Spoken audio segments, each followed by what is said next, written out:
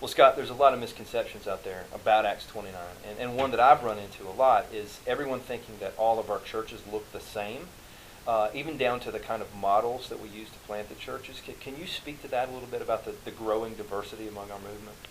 Yeah, we have identified even in a way that's real formal among us that there are multiple ways to do church. And the gospel has got to go forward, it's got to be proclaimed. We're gathering people, we're getting them back on mission, we're pouring into them the Word of God. All that's taking place. Now, how it's done is completely up to the context in which he is and the pastor and how he believes God is leading him to do that. So we recognize, of course, we've got the great big mega churches that are part of Acts 29, which is what a lot of people know about. We also have multi-sites, small multi-sites that are taking place locally. And so there's different pastors that they're putting in place in smaller venues, and they'll preach to about 200 people.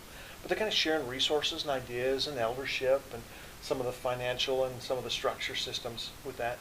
Then we also have what we're calling missional communities, and guys that are growing up communities, getting on mission, and then multiplying.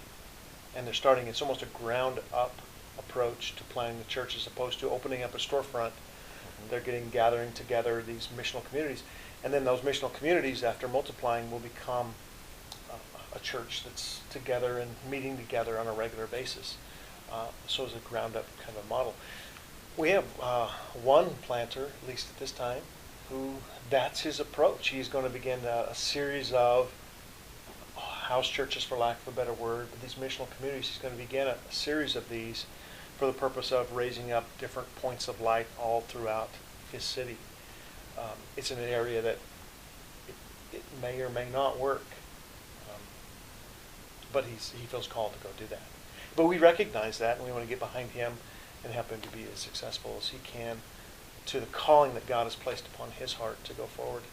So, with Mars Hill being the starting place, a lot of people think, well, that's what every church is like, but it's not.